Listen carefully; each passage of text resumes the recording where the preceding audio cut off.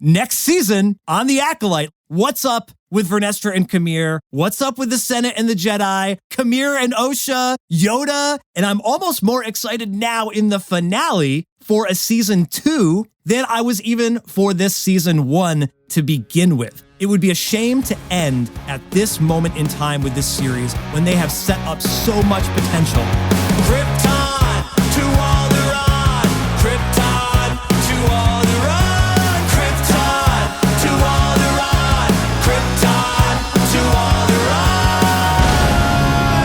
Welcome everyone to Krypton to Alderaan. I'm Joey, your Star Wars lover, and with me is Royish Goodlooks, your Star Wars format guy. Hello, Joey. Hello, podcast. Hello. Can't wait to talk about some of the format. And we're the show that analyzes nerdy pop culture, but it's mostly Star Wars. And this episode, we will be discussing The Acolyte Episode 8, The Acolyte. But first, if you're just tuning in, if you've just found us, or if you haven't subscribed yet, please hit subscribe. We recently passed 1,000 subscribers. We're pretty close to 1,200 subscribers. It's pretty amazing to see the channel grow, as it has very recently. So we would really appreciate your support. Hit that subscribe button. Give us a like. Please also get in the comments. We are going to be talking about the finale of The Acolyte. We really want to hear what you all think. We've had some great conversations in the comments with these other episodes. We really want to know how you feel about the season finale. So please get in the comments. I think that's enough of that. I'm super amped to get into talking about this. So let's quickly punch it.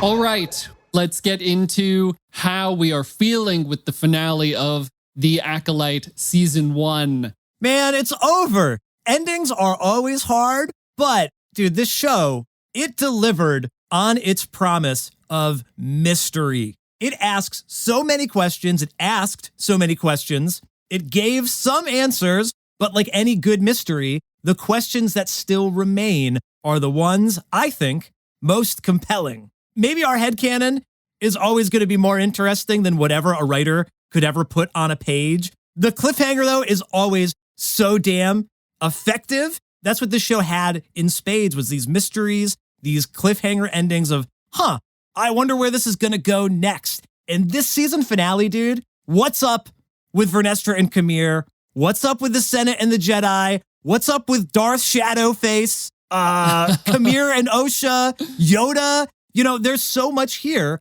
that we have yet to explore. And I'm almost more excited now in the finale for a season 2 than I was even for this season 1 to begin with. I don't think it's a perfect season of television. We harken back to our Losts, our Breaking Bads, whatever your favorite show is. There's some shows we put up on a pedestal, or even just some seasons of a show, or eras of shows that we'll put up on pedestals. Not perfect. I've got gripes, but I love how much that they have set up for the future if we get a future for this series, and I hope we do. But man, I'm so sad we lost Saul. We lost some good people to the dark side. We got some really interesting expansion on lore, lightsaber stuff, maybe bringing in things from Legends into canon. Dude, we've got to have more. I hope we get some more. How are you feeling about this finale? 100% completely agree. You said it's not the perfect season of television. I tend to agree. I would love to hear what maybe you thought of in the finale that was not, quote unquote, perfect for you, or any gripes you have. But I'm going to go back to what I've been saying for 3 weeks now, and that this show just got better and better for me up to and including this finale. I thought I knew what was going to happen, and what I thought was going to happen did not happen. And what did happen was better than what I thought was going to happen, or I personally enjoyed it more because it subverted my expectations, because I was not able to predict what was going to happen. On top of the lore stuff that I love, that is the stuff that makes Star Wars special to me. On top of all that, not being able to predict what was going to happen really elevates the show in my mind. The show did not follow the rules of TV storytelling within the age of streaming services and binging. It followed, I think, more traditional roles of television storytelling, where we had like week to week, like The Losts, like the Prison Breaks. There were mysteries, there was intrigue set up every week, and then next week, after a week of the fans speculating and theorizing and what does the statue mean, right? Going back to all that stuff. Then we got the episode and it completely like turned our heads around. I really loved that the show did that the finale did that, like you're saying, answered some questions, asked a bunch of questions. We were never going to get all the answers. And that is something that I really enjoy. Another great thing that I personally love, it expanded a lot on existing canon and also brought some legend stuff into canon. We got a lot more Virgins lore. We played around with this idea of creating life with the Force. And then at the end introduced, the shadowy figure. We introduced Plagueis, who either might know that that's how the twins were created or is going to learn that that's how they were created. And that just leads right into the prequel trilogy, right? We can definitely trace a line from A to B there. And we're getting Plagueis content, which in current canon, all we know is what Palpatine says to Anakin in Revenge of the Sith. So touching on so many things that I love about Star Wars, which really has elevated this to, again, top tier Star Wars show for me. Definitely favorite or tied for favorite of the live action Star Wars shows. Whoa, save that for next week's podcast where we rank all live action Star Wars shows, Joey. There's something for everyone. We got a little spaceship stuff. We didn't get a lot of space battles in this series, but we got some. We got the lightsaber battles, the shadowy figure setting up for maybe future seasons. There's a little something for everybody here. And dude, the filling in the somehow up to Palpatine, up to how Palpatine returned, like all of this stuff connects from the High Republic to the Age of Resistance, right? Hundreds of years of Star Wars, which is like, that's really cool that that's something the Acolyte is bringing to the table. Your comment about the age of binging and streaming styles of shows, how the Acolyte doesn't follow rules. One thing I don't think many people are giving the Acolyte credit for is having excellent previously ons. I think the previously on, this episode particular, but a lot of the episodes set up the finale better than the last episode set up the finale. They reiterated all the points of there's something bigger going on here. And the super cut of all of that was like, oh, light bulb goes off. I'm starting to see what you were going for. And also, I think comparing this to just our regular week-to-week broadcast TV show, if they just do a damn next week on The Acolyte, which would be very odd for a streaming show, not at all what you would expect in that format, but that works perfectly on broadcast TV. And that would also assuage the critique of like, oh, they didn't do this week. They didn't take the helmet off and show that Osha was having a vision this week, which I literally did last episode on the podcast. Oh, I want to see that. And guess what? That was the opening scene next week, which maybe we knew that could be the case. But sometimes the next week on this episode can get you more excited, even if this week's episode wasn't good. So that's a missed opportunity almost in the streaming era that we just have to be patient and we don't get a teaser unless it was in a trailer, unless you're following Thank the Maker and they're showing you all the footage that still remains. Like, again, that supercut from other people on the internet might be doing more of a service to the show than the show itself, because you're putting it on the fans to be patient. Previously on and the next week on are way more powerful than I think anyone has come to realize. Sure. It's so funny we're talking about this. I think like a next week on with the mystery show, from my perspective, would take away a little bit from the mystery. If last week they were like, next week on The Acolyte, and we see her take off the helmet and we see some scenes. You get a new teaser. It's a teaser, though. You don't give it away, but you tease. Sure. Breaking Bad, their last season, they wouldn't give you visual teasers. They would give you like audio teasers. You wouldn't see the scene, but you would hear,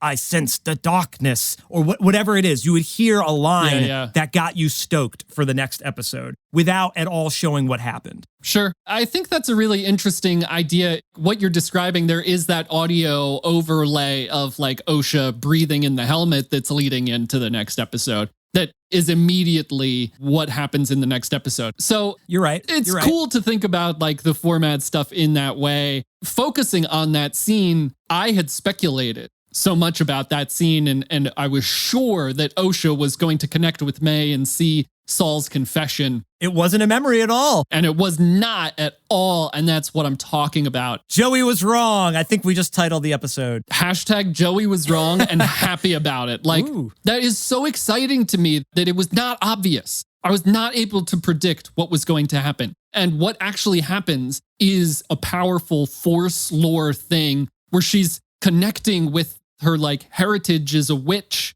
and using that same witch Force magic that Mother Anastasia uses on Torben. Not only is it cool that Osha is connecting to that and that we get to see that, it's also you know what we don't do on Krypton to Alderaan enough is talk about how cool stuff is. But it's just incredible to see Qimir is so powerful that he gets out of it. Like maybe Osha cannot control it. She is definitely not in control. Mother Anastasia was very practiced, and so she had full control over Torben. But Qimir, even with Osha wearing that helmet and giving herself over fully to the Force, he is powerful enough to get out of that. Another thing that I really liked about this series is the villain and Qimir and the idea that the Sith were always working in the background to some extent, and that he is just maybe overpowered, very confident. And we see that again later when he's fighting Saul on Brendok. For no moment is he like worried that he's going to lose. There's elements like that, again, like the Force lore stuff and all of that they touched on and really brought to a head in the final episode that I really think as many questions were left unanswered does tie a nice little bow on what we saw throughout the series. Dude, I love how powerful he is. He can fly, he can teleport, he can swim. Yeah. Yeah, he can swim. So more powerful than like, I don't know, Link in Legend of Zelda. And he wants to train Osha and pass on that. He got his acolyte. That was his character motivation. All I want is a Padawan. So he gets that. And I love that he's still there at the end and they're training together. We don't know anything about what comes of that. Next season on the Acolyte, like what? You're going to leave that off? And you're going to leave off that Vernestra says, you. And he puts his helmet on immediately. He tells Osha, you got to wear this helmet to keep their thoughts out. You know, so that's a perfect tie in there. It's just enough breadcrumb to say, please give me another. The Luke Skywalker on the edge of the cliff. I got to see the next scene. Really just the next season, because there's a huge history there that we can do more flashbacks. We can do a whole second set of mysteries revolving around what is her connection now to Qimir, just as we did with Soul's connection to Mae and Osha. There's so many jumping off points for other content here. So many different branches or threads we can pull or follow with what they have set up here. To that end of it not necessarily being the cliffside with Luke Skywalker, because we don't know if we're getting a season 2. I really hope we do get a season 2. We're both on that page. But so akin, I think, to the original trilogy, not knowing if we're getting anything after Star Wars, right? Not knowing that Empire is coming. So wrapping it up in a nice little, not necessarily a nice little bow, maybe a scraggly bow. We do not know if anything is coming next. And we have the award ceremony scene of it being like, they're standing at the sunset, they're like holding hands. The music is swelling. We might get something next, but we don't necessarily know. I love this show so much that I hope we get a season 2. If we don't, I still feel fine. Joey still feels fine when the bad guys win, when corruption wins, when lies win over truth. One thing about this show that makes me very unsettled, there is minimal hope. Osha falls to the dark side by killing her master Soul, who was the beacon of light, or who we thought was the beacon of light, dies with his last words, presumably being, I love you. Star Wars is a story of hope, a new hope.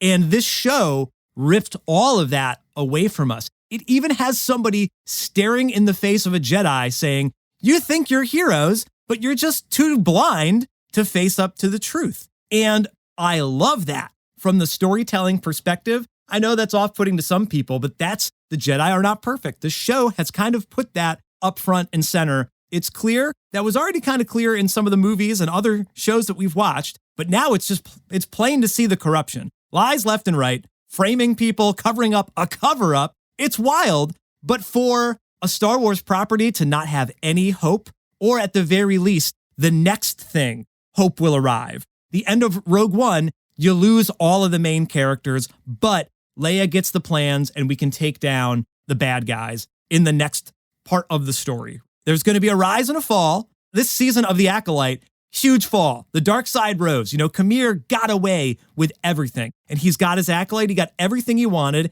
He saw Osha bleed that Kyber crystal, which I'd love to get your thoughts on. And we leave off on the bad guys. The bad guys win. Quote unquote, bad guys. Yeah, it's very Empire. I mean, they're definitely bad guys, right? But again, this show was more in a gray area. When you're looking up to your heroes, you don't have to face what's right in front of you. I love that line. But, Empire is probably the most successful Star Wars property, and the bad guys win at the end of it. Well, Luke does not join him. Right. Luke could have joined him. Osha joined Qimir. And that's it. At the end of Empire, Luke is saying, Ben, why didn't you tell me? Why didn't you tell me he was my father? And Osha says that same thing. Why didn't you tell me, Soul? But she falls to the dark side. It's a good little poetry moment. But this is not a one shot.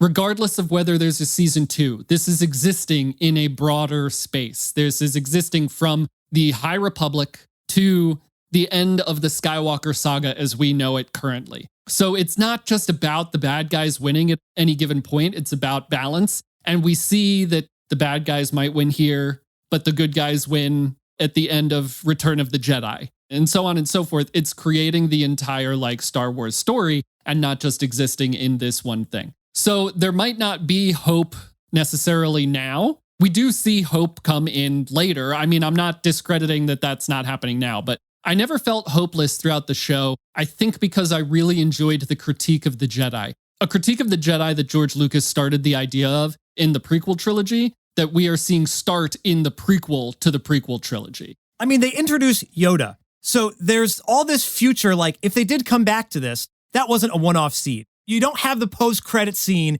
introduce Nick Fury and then not have him do something badass in the next film or not play a role at all. What does Vernestra and Yoda talk about? I'm just as excited about what that could possibly be. Do we make him complicit in the lie? Does Yoda see this future that we're talking about where there is hope and then bears this burden the entire time with Vernestra? Because she knows this truth and she's continuing to conceal it, just like Indara wanted to conceal it, just like Soul went along with it, presumably because there's a greater good, because there's more hope out there. Soul didn't want to let Osha down, so they lie. Obviously doesn't work out in the end. But so that's part of my thinking for this potential of telling more stories here that we could maybe bring in more hope in a future season, because I don't see Yoda as being very cynical, but I could see him being I had a vision of the future. It's going to be gray for a while, but we will come out of it. It's difficult to see, but here's where maybe we can go. So much of that could be interesting. Also, Mae,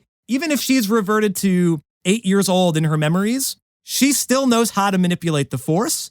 Vernestra has a history with a dark Force user, a pupil of mine, until he turned to evil. Maybe Mae, someone who was a pupil of evil, could then be a pupil of good under Vernestra, whether in the council or not. Mae could come back to the light. Mae could bring Osha back. There's so much there that we could explore. This is all headcanon stuff that feels palpable to me right now, but all reasons why it would be a shame to end at this moment in time with this series when they have set up so much potential of things we could explore. Yep, I agree. Putting chinks in the armor of the Jedi and then having Mae memory wiped, ending up with Vernestra. We see the softest version of Vernestra in that moment at the end of the episode with Mae. I didn't like Vernestra until this episode. Yeah, but it still feels to me like Vernestra is being manipulative in that scene. She's saying, oh, you poor thing. You don't remember anything. You don't remember your sister. Your last memory is of when you're 8 years old. You poor thing.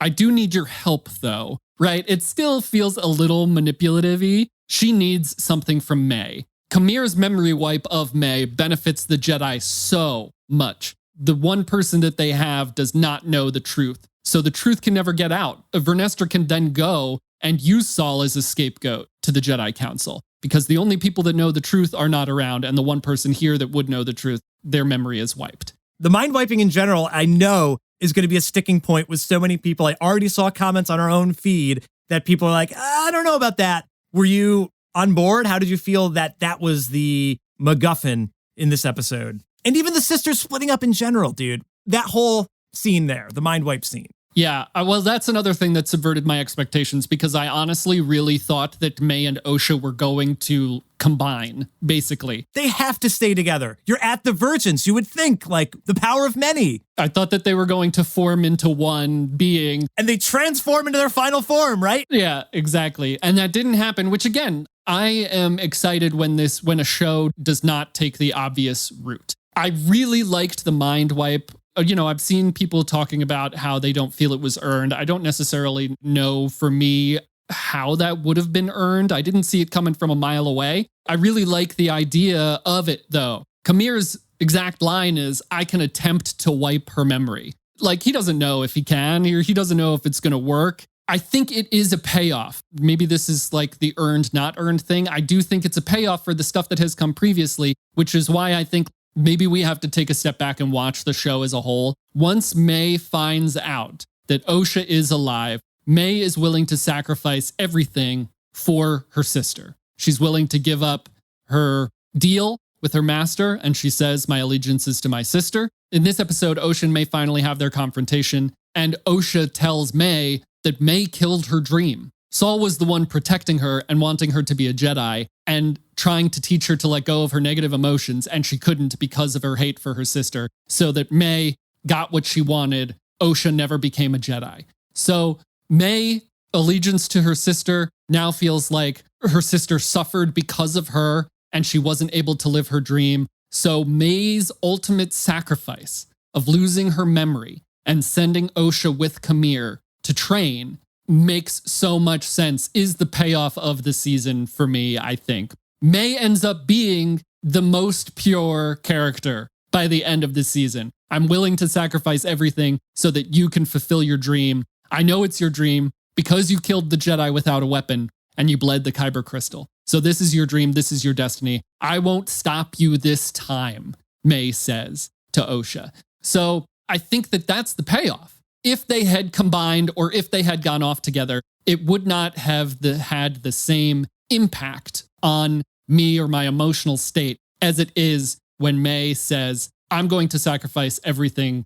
I have and I am for you because you're my sister and I love you and I want you to fulfill your dream. Yeah, I can see that rationale there that Mae's kind of now doing the favor to Osha. Oh, I'm sorry you couldn't be a Jedi, but I guess you can be a Sith. You can go down that path. I was not totally in love with the idea of them splitting up because of the flip-flopping of Mae. Like, it just seemed like they belonged together. Like, walk away altogether. Leave Qimir without his acolyte. Force Qimir to continue this mayhem to find and take somebody out of the council. I know that's a huge rewrite, but that would be an alternate possibility there. It was just very difficult for me, and I think a lot of other people, to buy into Mae's motivation, maybe less so Osha's, but Mae's motivation flip-flopping was just tough to believe every week. So you do have to try a little harder, as you just did, to see it from her point of view as to why she'd be willing to say, you can train with Qimir. She wanted to be a Jedi, but she could no longer be the Jedi. She kills Soul. She's going to train with Qimir,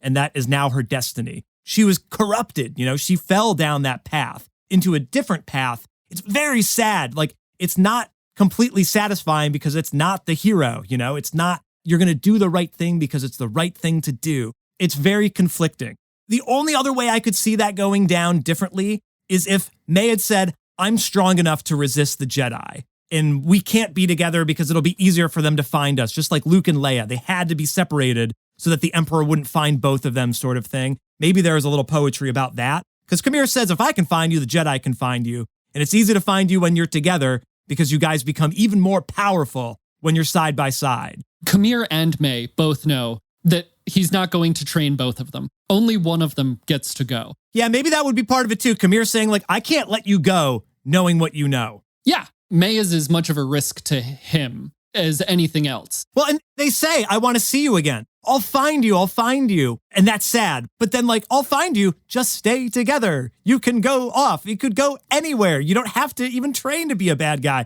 That's what's irking people, is that they could have just stayed together. Why did they have to separate? It's tough. Tough to buy into it. Like, had to separate so that the next part of the story could be the story. Yes. I mean, that's the baseline thing. But second to that, and I really like the story. I like the idea of Osha going with Qimir and him training her. And Mae knows that Osha was the one to kill the Jedi without a weapon. That was the whole thing. That was the whole point. She knows that Osha was the one to do it. Good point. This is all the way that I personally am interpreting the scene, is that Mae knows that Osha fulfilled that role that she had set down, and she wants Osha to succeed because Osha did not succeed last time and blamed Mae. You brought up like separating Luke and Leia, which is another interesting poetry moment. There's also, I think, a poetry moment to Obi-Wan in A New Hope. He sacrifices everything. Who knows? He could have gotten away, right? And went with them and trained Luke and what if and whatever.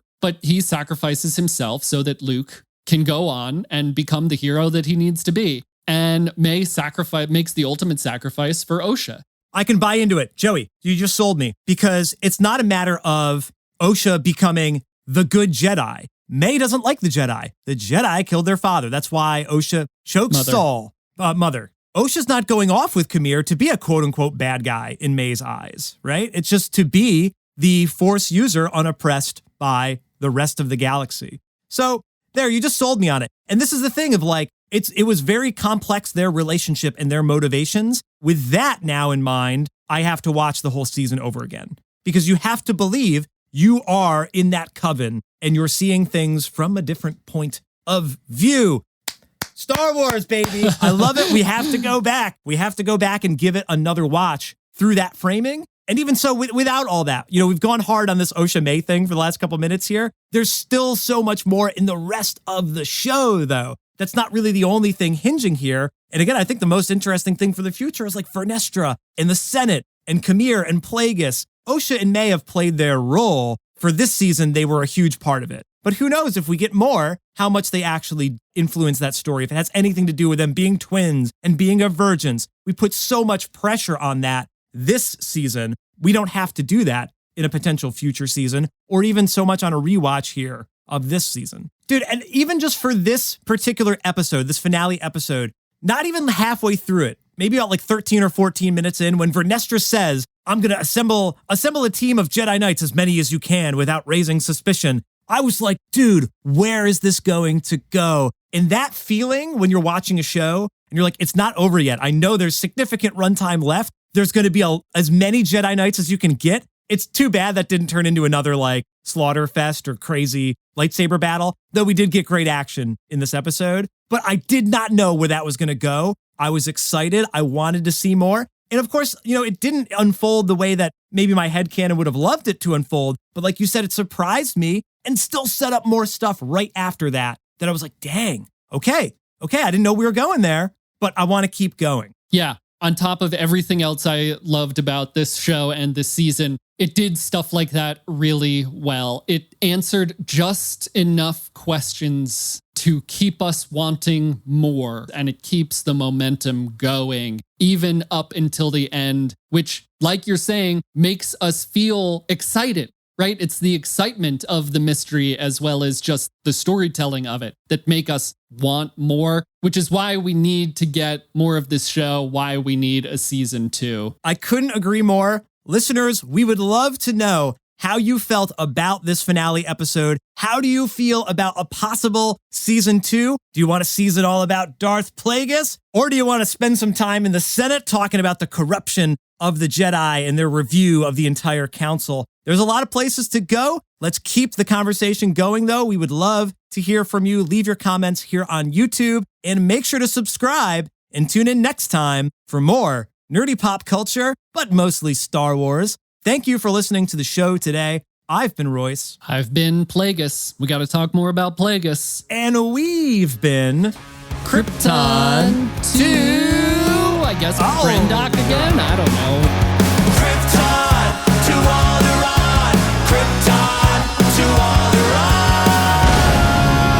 Alderaan. Through an asteroid field orbiting Brendock. Nice.